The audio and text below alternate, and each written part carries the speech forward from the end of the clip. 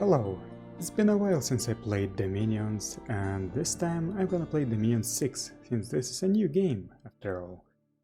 And I don't think I have ever played single player in Dominions, so I'm gonna start with a multiplayer game. Of course, everything that I'm recording will be uploaded 25 or 30 turns later. And let's start with a nation overview, at least for how I see it. I'm not a good player, not at all. But I'm going to play Pelagia, early age Pelagia. This nation has a special place in my heart because I played Pelagia in my first Dominions 4 game and my first Dominions 5 game, so I'm gonna play it here again, even though I know that this nation sucks. So, Pelagia. It's an underwater nation, and people do not like underwater nations in this game.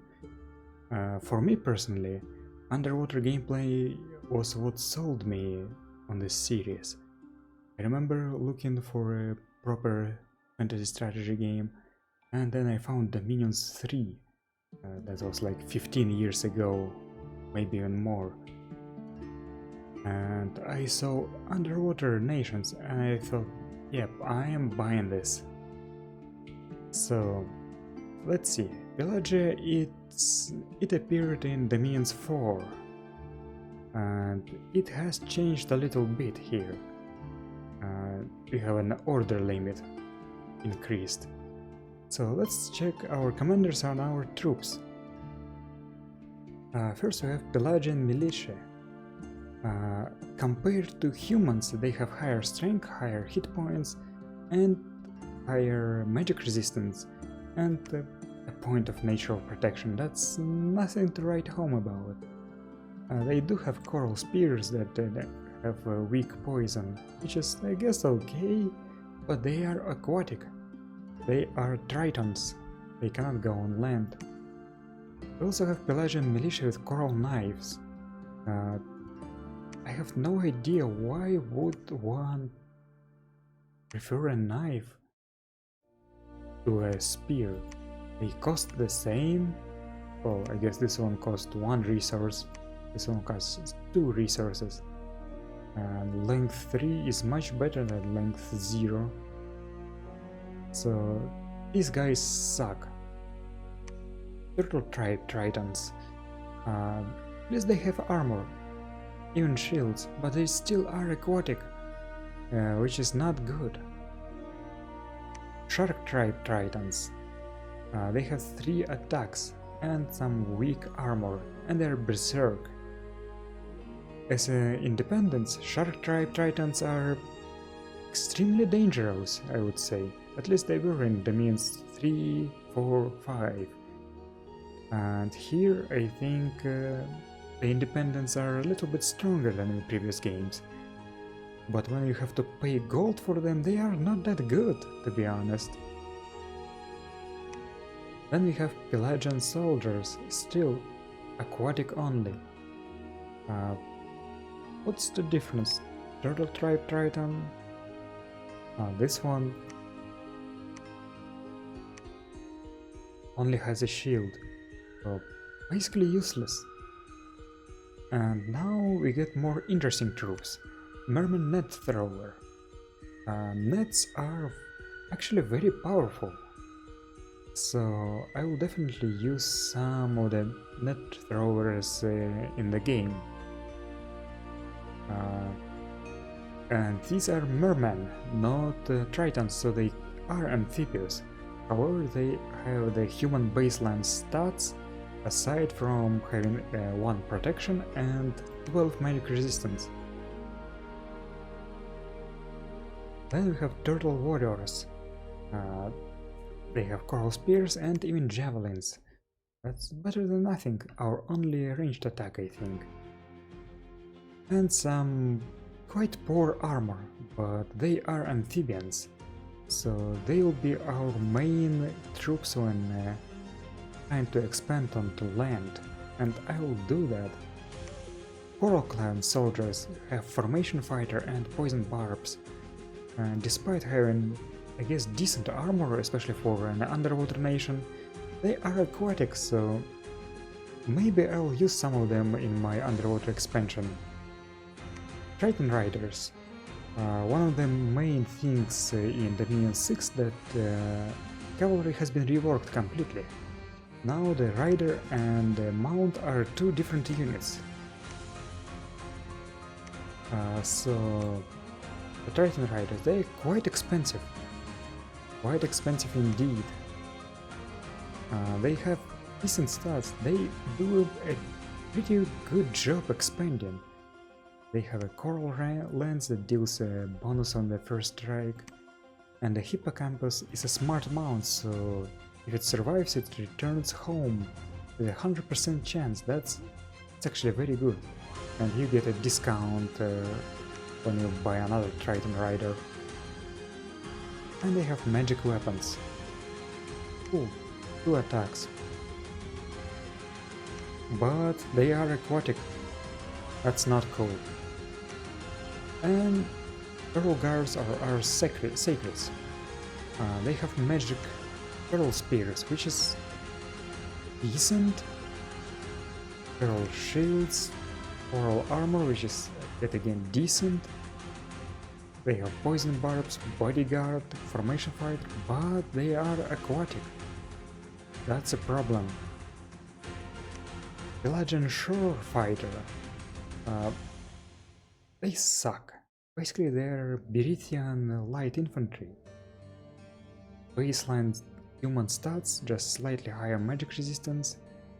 Bad armor.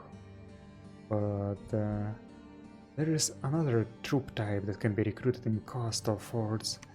Sideraspist or Sideraspist, I don't know how it's pronounced, it's something Greek. They have iron armor, which is the best they can get in this situation. The stats still are just baseline 10-10-10-10 with some extra magic resistance. The damage output is pretty poor, and you cannot well, you can bring them back underwater, but what for? All the gear will rust. But still, they will be my main troops if I manage to expand on the land and secure a fort. But let me tell you why I need to expand onto land. Because I am the only aquatic nation in this game. But there are 2 amphibious nations that start on land, Agartha and Fomoria. So I have to keep them in mind.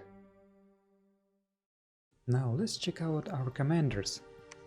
The Merman Scout is just a basic scout, however he has a magic weapon for some reason, Antoinette. That's a Turtle Chief, an amphibious commander with 75 leadership. This is going to be our main land commander. He can be recruited in coastal forts as well. Pelagian Captain is a good leader, but he is aquatic. Merman Priests are simply Holy One priests. I'll probably use them to build temples, especially on the land. Arrow Clan Priests are much better priests, but do I really need them? They are aquatic. Pelagian Mermages are my main normal mages. They start off with Water 1, but they get a guaranteed random in Air, Water, Earth and Nature. Water 2 will allow most of the good water spells, and Air 1 will allow me to forge the Amulet of the Fish that lets me bring an aquatic from land. But even Water 1 allows me to forge the Skin of the Shambler that does the same but requires an armor slot. They're gonna be my main researchers, at least until I go on land. Pearl Mages are actually quite good mages. but they are aquatic. See, they have water tool, astral and nature out of the bed, and pretty good randoms. They do have higher research ability, but they are not as cost effective as the Pelagian mirror mages. Still, maybe I will use them. After all, they have the Pearl Cultivator ability that lets them alchemize water gems into astral pearls using the 1-to-1 ratio. It's mostly useful in the late game, but I'll probably not survive until the late game. I very rarely do. Ictid Pearl Mage is an inept researcher, is amphibious, water and astral mage, no randoms, but it's actually a cap-only mage. Now, while I do like Ictids, I'm not sure. I think I will use the Pearl Pelagian Mirror Mages instead. And this is a huge guy.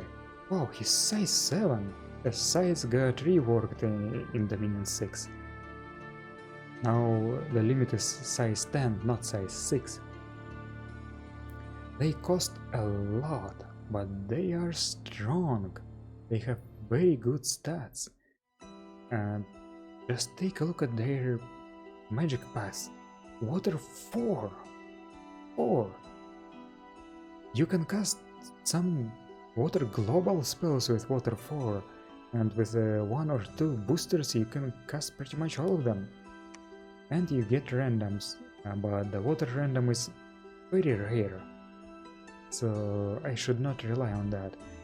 However, the air random also will allow me to forge the Amulet of the Fish. Astral, I don't know.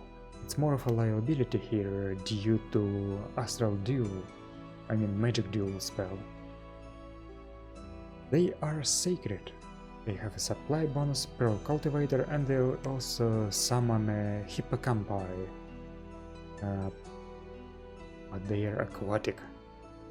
And the Pearl King himself is aquatic. So I have played this nation before in previous games, and I know that you can actually thug with Pearl Kings. It's quite an investment, but it's fun. That's probably what I'm gonna do. So eventually I'll try to bring them on land. And here are our coastal commanders. Pelagian Shore Commander is nothing special, but he is... Is he better?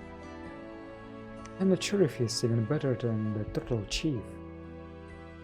Pelagian Explorer, however, is straight up better than the Pelagian Mermage. See, it costs 30 gold less, has the same randoms, and has an adept researcher. So this is our most cost-efficient researcher. I will try to build a lot of them. So that's the entire nation. Now let me show you the pretender that I made.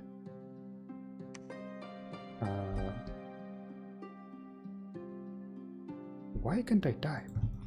I see. This is gonna be my pretender. I decided to take an Awake Expander, because since I do not really have a contender in the water, I will need to establish a bridgehead on land as quickly as possible. And the worm is a classic. It's been a staple since Dominion 3. Everybody back in the day used worms to expand, until Dominion 4 came out with Earth Serpent. I decided to go Dominion Strength 6, Sloth 1, Hit 1. So Hit 1, I took it because we'll have Niflheim in the game. Water 6, Earth 6. The worm has regeneration right in the chest, so I don't have to take it. It's amphibious and it has fear, so it's a good pretender. However, since this is a monster, he is an inept researcher and an inept smith. That's new in Dominion 6. He also has Affliction Resistance 1, which stacks with, I guess, secondary Affliction Resistance from Regeneration, and Unsurroundable, which is, I guess, a nice bonus. He only has 2 attacks, but that's enough. The main thing here will be Fear and Regeneration to rout the Indies. I decided to go for the following Bless. Hard Skin to give him harder skin, and it also will benefit my Feral Kings. Their protection is not very good, well, it's basically non-existent. Reinvigoration helps both the Pretender and my mages. And Cold Resistance is just a nice bonus, because I am going to face Niflheim probably. So it will negate the Cold Aura. As you can see, my Bless is basically useless for my troops. And I'm not gonna use my Sacred Troops, because they are aquatic. And that's all. I have tried a test game with this Pretender. He can take on militia provinces, heavy infantry provinces, heavy cavalry provinces, and even some thrones alone. So I think that's a good one. But yet again, I am a total scrub. I am bad at the game. And if you're a good player, or at least a decent player, and you're watching this, you're probably puzzled by my decisions. But we'll see. So next time I'll show you some of my first turns. Thank you for watching, I'll see you next time.